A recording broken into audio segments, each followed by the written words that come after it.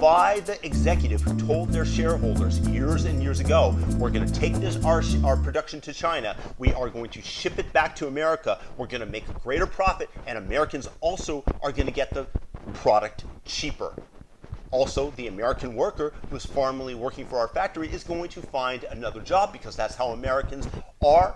The level of the standard of living around the world is going to rise. It's a very hard argument to counter if you just look at it from the individual corporation standpoint. The problem right now with COVID-19 is the fact that the production has moved to places where they don't necessarily have our best interests at heart. China at any time can turn back a boat with a shipment of masks, protective wear, whatever, and the resources then come back to them because we are in this state right now, a state of emergency with COVID, where medical workers don't even have the masks and the necessary proper equipment. And China, knowing this, knowing what was coming, had purchased a tremendous amount of medical supplies from places like Australia without informing the world of what was coming. China does not necessarily have our best interests at heart.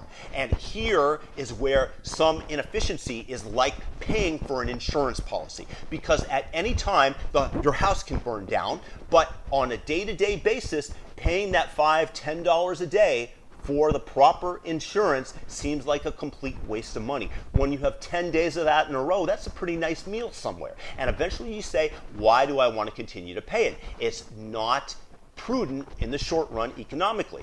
Now you take a look at the longer term, eventually a black swan like the COVID-19, although many people would have predicted it, many people would say it's a white swan, it was easily spottable, but nevertheless, from the majority of people, this was a black swan. This is an exogenous shock to the system, and it is having deleterious effects on our health and our economy as our economy shut down. And part of the problem, part of the scare, is the fact that there aren't enough supplies, and China is not necessarily readily providing us those supplies, and we are not creating them, we are not producing them in-house, and it takes a little bit of time to ramp that up. So, again, to go back to the efficiency part of this, sometimes you need to have an inefficient insurance protection. You have to have some insurance, and that includes some production here in the United States. Now, I don't like to say this, but because this goes against general economic theory, but you are lessening the risk. You have to spread that risk out.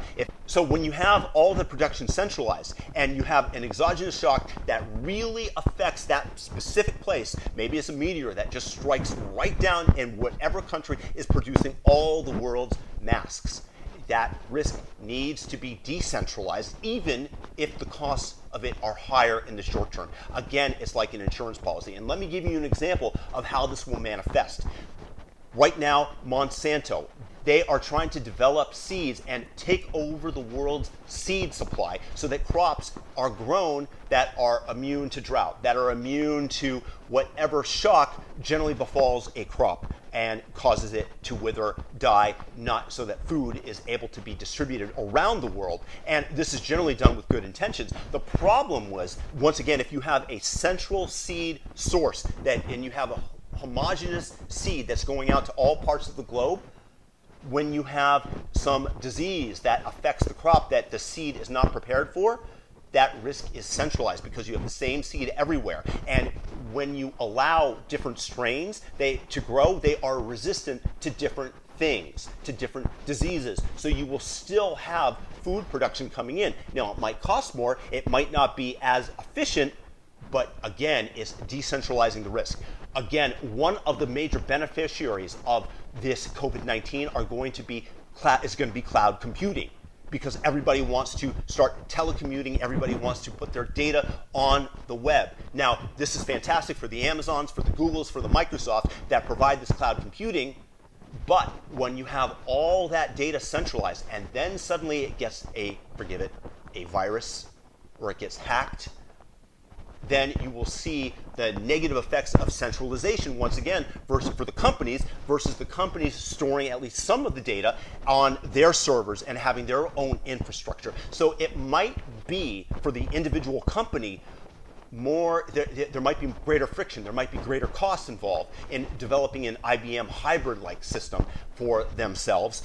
But in terms of society, for the individual company, it only makes sense to move your business to the cloud. But for society to have that decentralized risk is far superior. This is kind of what Nassim Taleb talks about. This is why you don't put all your money into one stock, because if something negative befalls that stock, then your portfolio blows up. Then all that hard work that you did to save the money disappears. And this is why you need uncorrelated assets. In other words, something that happens negative to Apple is likely negatively going to affect other cell phone makers like Samsung or even Google. But all in the tech space, if you have all your money in the tech space, those stocks are largely correlated. If you have a miner of gold and you have Google, those are more uncorrelated. So this is an example of decentralizing the risk. So Donald Trump was pretty much right about his Make It in America ethos, and the fact that we have to move some of that business away from China because we are just too reliant on that one node. And unfortunately, in this case,